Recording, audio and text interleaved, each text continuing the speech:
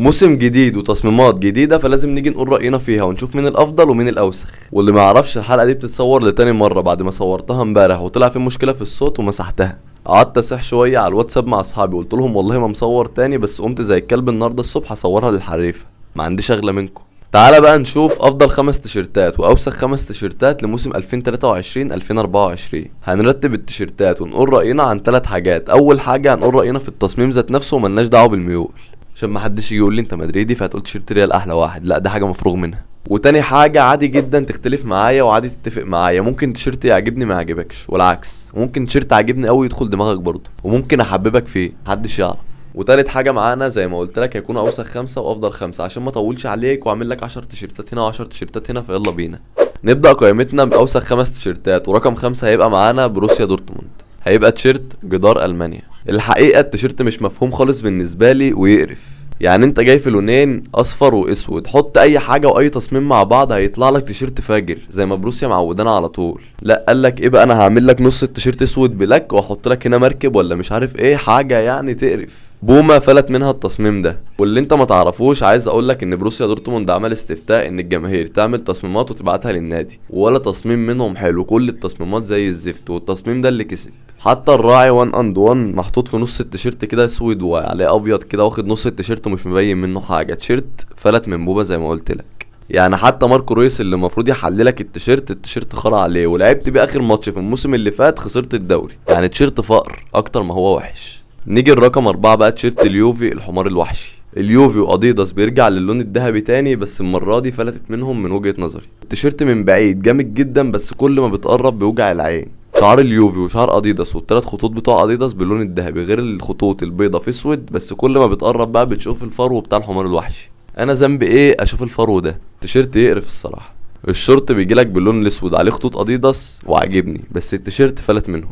شوف التيشيرت الذهبي اللي كان كريستيانو لابسه اما عملت حاجه كلاسيك وسيمبل كده كان جامد، ليه تالف وتعمل لي حمار وحشي واحنا في جنينه الحيوانات؟ رقم 3 في التيشيرتات معانا هيبقى تيشيرت ارسنال التاني السيلينون، ويا رب اكون نطقتها صح.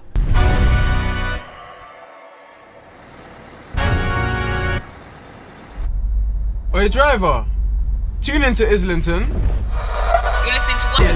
Henny in my car park, see straight, big fur. One like you say, set page. Used to kick ball. تيشيرت الوانه تقرف، عامل اسود في فسفوري في لون كده تركوازي، انت ما انتش فاهم حاجه. الاسود جاي مموج كده في التيشيرت ويوجع العين. حتى شعار ارسنال جاي كده في فسفوري فازرق في حاجات، فانت ما انتش فاهم ده ايه. هي الفكره بتاعت التيشيرت حلوه قوي، بس التيشيرت الوانه تقرف. والفكره ان في مدينه ارسنال في مكان، ده مكان بتاع مشجعين بتوع ارسنال واكتر مشجعين متعصبين، فدي الوان المدينه، فاللي انت تاخد الطقم التاني بتاعك والوان المدينه في اي ماتش خارج المدينه، فدي فكره كويسه. والفكره دي اتعملت في تيشيرت اتلتيكو مينيرو قبل كده وكانت التيشيرت جامده، بس فلتت من ارسنال المره دي. يعني اوديجارد اللي المفروض يحل التيشيرت ويبقى جامد فشخ عليه، التيشيرت يقرف.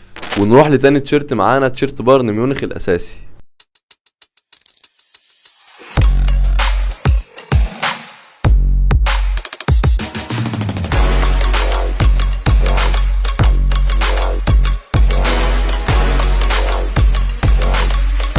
يعني الواحد من يوم ما هو على الكوره وبايرن ميونخ بتلبس احمر في احمر، جيت تغير تلبس ابيض ازاي؟ ادي اول ماتش للتيشيرت يا معلم خسرت بيه السوبر، بطوله ما بتخسرهاش اصلا طول حياتك، وشه فقر عليك زيه زي هاري كين. يعني قلنا هاري كين هيسيب الابيض ويجي يلبس احمر، جاي يلبس ابيض برضه. الواحد ما يعرفش ده النحس بتاع التيشيرت اللي انت غيرت له اللون الابيض ولا النحس بتاع هاري كين، بس التيشيرت مش عاجبني. التيشيرت ما فيهوش اي ابتكار، لون ابيض والكم لون احمر والشورت احمر، انتش فاهم حاجه، وخطوط بيضاء. التيشيرت ما فيهوش اي ابتكار، فلتت من اديداس. نيجي لاوسخ تيشيرت معانا بقى، تيشيرت توتنهام، واللي عجبني قوي فكره التقديم اللي هي ابيض في ابيض، بس برضو التيشيرت مش عجباني.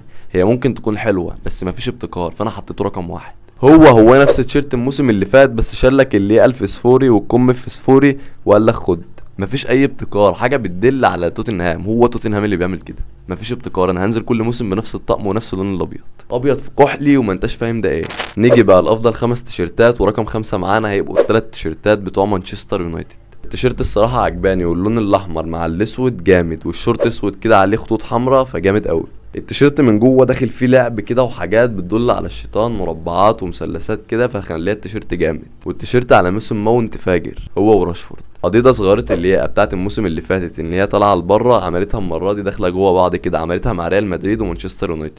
فبصراحه التصميم ده عاجبني. شعار اديداس بيجي باللون الابيض، وشعار مانشستر يونايتد بيجي بيور زي ما هو من غير اي حاجه. التيشيرت التاني بقى اللي كلاسيكي جدا وداخل دماغي فشخ، تيشيرت كده تحس اللي هو يتلبس على بدله مش ملعب كوره، وفي التقديم بتاعه عملوا كده تيشيرت كلاسيكي جدا، وزي ما قلت لك وقفوا في التقديم بتاعه على عربيات قديمه وبتاع، فهو تيشيرت من زمان، واللون الاخضر ده بيعني كتير لجماهير مانشستر يونايتد القديمه. كلاسيكي جواه خطوط بيضة، وجوه الخط الابيض ده خط احمر صغير كده عشان ما ننساش اصلنا ونعرف ان احنا اصلنا الاحمر. والتيشيرت الابيض بقى التالت ده اللي داخل دماغي قوي، ابيض كلاسيكي كده من غير اي حاجه، بس شعار مانشستر يونايتد حاطط لك الشيطان بالعصايه بتاعته واقف كده.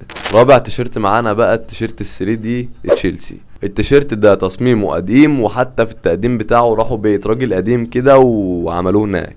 تيشيرت ازرق بيور، وفي الكم بتاعه كده خط ابيض، بس المشكله مش هنا، المشكله واللي عاجبني قوي ممكن ما يعجبش غيري الشعار وعلامه نايكي. الشعار بيعمل ريفلكت كده مع الضوء وحركه صايعه من نايكي. تيشيرت جامد الصراحه، والراعي بيجي باللون الذهبي، فاللون الذهبي مع الريفلكت حاجه جامده. التيشيرت تشوفه على مودريك وتشيلويل، التيشيرت جامد. والتيشيرت رقم 3 معانا تيشيرت روما.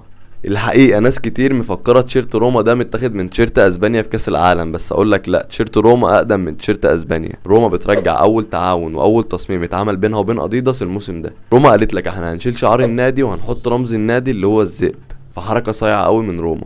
نيجي بقى للتيشيرت رقم 2، تيشيرت ارسنال الاول. ارسنال بيفاجئنا كعادته وبيرجع للون الذهبي تاني. التيشيرت الصراحه جامد قوي وداخل دماغي، وباذن الله اشتريه. تيشيرت شيك كده وجامد، وحتى في التقديمه بتاعته وراه ستاره حمراء ولون ذهبي وبتاع، ودي الفكره اللي انا جايب منها الصمنيل بتاع النهارده. وفي حركه صايعه كده ارسنال واديداس عاملاها، ان هو في الخط الابيض اللي في الجنب حاطين القايمه بتاعه ارسنال في موسم الانفينسيبل، موسم اللا هزيمه، فحركه عجبتني الصراحه، وانا لسه عارف الحوار ده وانا بحضر الحلقه. فهل ارسنال يكرر المعجزه دي تاني؟ قول لي في الكومنتات هتحصل ولا لا. نيجي بقى لافضل تيشيرت في القائمه عندي ورقم 1، واكيد انت عرفت مين هو. الصراحه ريال مدريد واديداس لما بيعملوا حاجه ذهبي بيبقى تيشيرت جامد، ومن 2019 ريال مدريد ما عملتش تيشيرت عدله تعجبني. 3 تيشيرتات بتوع الموسم ده جامدين وهشتريهم كلهم. ابدا معاك من التيشيرت الاول للموسم، تيشيرت جامد فشخ. تيشيرت ابيض كما هو معتاد عليه، وشعار اديداس بالكحلي، بس ده الشعار التصميم الجديد. شعار ريال مدريد زي ما هو من دون اي تدخل، والثلاث خطوط بتوع اديداس باللون الذهبي. المفاجاه هنا بقى عندي في الياقه، كحلي في ذهبي وداخله جوه بعض كده، حاجه عجباني الصراحه. وخطوط الكحلي اللي في الجنب داخله دماغي واللي في الظهر. ونيجي هنا للمفاجاه اللي كانت بالنسبه لي، وهي جمله هلا مدريد. الجمله المعتاده بتاعت اي مشجع لريال مدريد، وبيقولها اديداس اول مره تحطها في تاريخ النادي على تيشيرت، حركه صايعه من اديداس، وده اللي محببني في التيشيرت الصراحه.